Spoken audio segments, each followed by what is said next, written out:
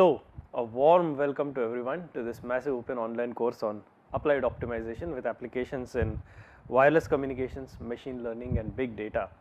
Now the title of this course itself implies that this concept of convex optimization or this area of optimization has applications in a very broad set of areas or in a very vast set of areas. I mean, it has a diverse set of applications. Now, what does optimization mean? Optimization essentially at the core of it in a very abstract sense is that given a cost function or given some kind of an objective function that has to be maximized, you find an optimal point or you find the optimal value of a certain variable that gives you the optimal value of the objective function, correct. That at the core of it, that is basically an optimization problem. You are trying to minimize a cost function. Now in particular, a convex optimization problem which can be solved rather efficiently is a problem where you are trying to find this optimal value of a convex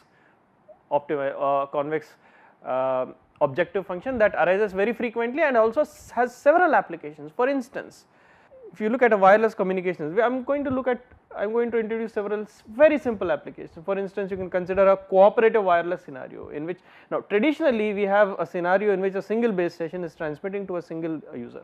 Now if you generalize it, you can have several base stations that cooperate to transmit to several users. Now in such a cooperative wireless communication scenario, there are several things to be optimized.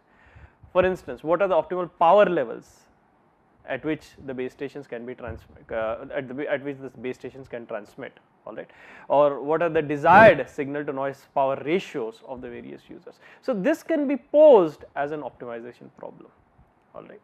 So there are several contexts. Now another important aspect application of this optimization framework is to determine the channels, the communication, that is the wireless channel between the base station and each user.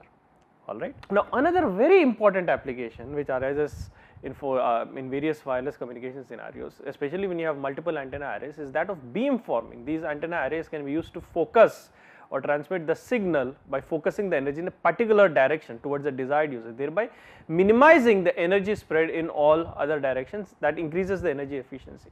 Now optimization can help you calculate the optimal beamformers or optimal beamforming weights that can be applied at the base station, so that you focus the maximum amount of energy in the direction of the desired user while minimizing, or if possible setting equal to 0, the energy that is radiated in the other directions. That improves the energy efficiency of wireless communications, and it is very important in most of the modern wireless communication standards, alright. So optimization has a role to play there.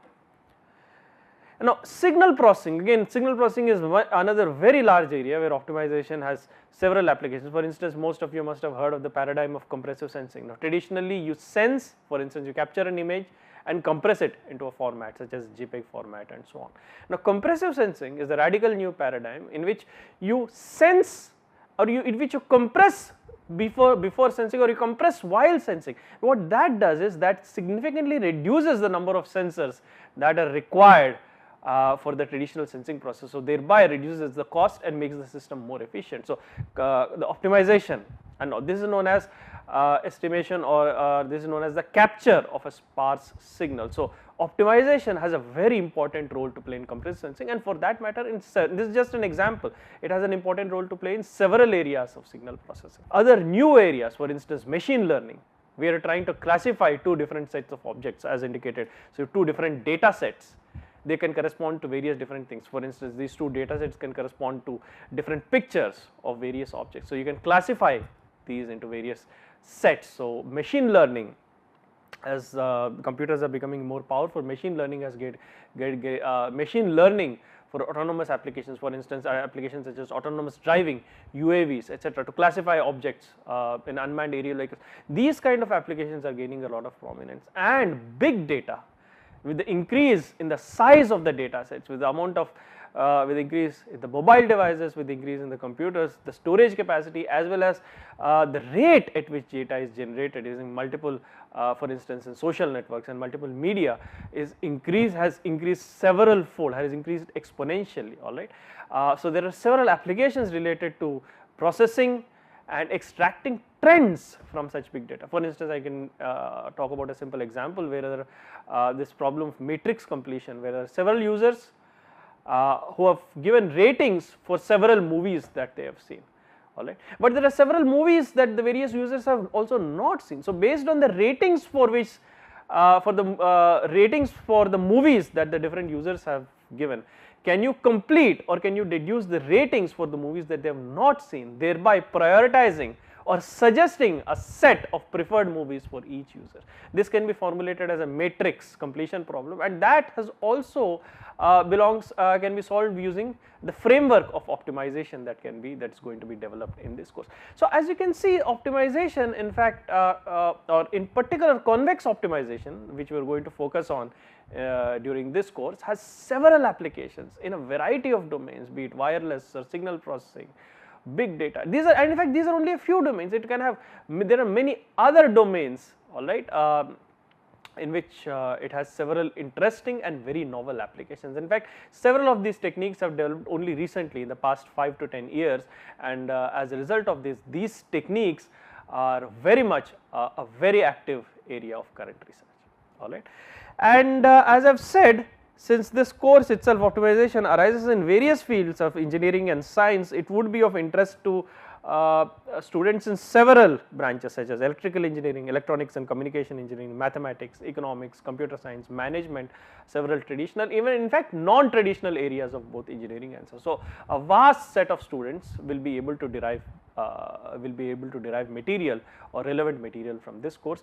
The prerequisites are also very minimal. It is a basic, I am going to assume only a basic knowledge of calculus, probability, matrices and linear algebra, and basically comfort with mathematics, the various mathematical constructs such as calculus, differentiation, integration, and these are some of the basic prerequisites that are going to be essential to understand the concepts that will be covered in this course, alright.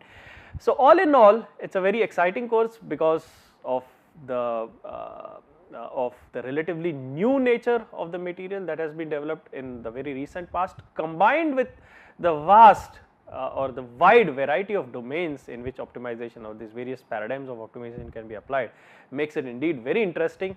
I look forward to covering the various modules of this course, and I look forward to interacting with you more, and I look forward to once again welcoming you to this course, this massive open online course. Thank you very much.